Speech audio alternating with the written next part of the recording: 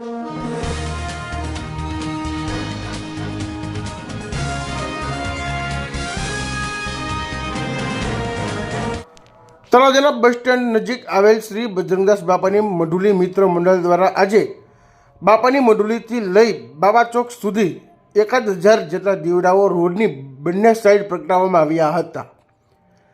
દીવડાઓથી શ્રી રામ લખવામાં આવ્યું હતું. આ વિસ્તારના બહેનો યુવાનોએ અહીં કંથેરિયા હનુમાનજી, બજરંગદાસ બાપા, કાળ ભૈરવ દાદાની સમૂહ આરતી ઉતારી હતી. યુવાનોએ શ્રીરામના નાદ સાથે ડીજેના તાલે ઝૂમી ઉઠ્યા હતા.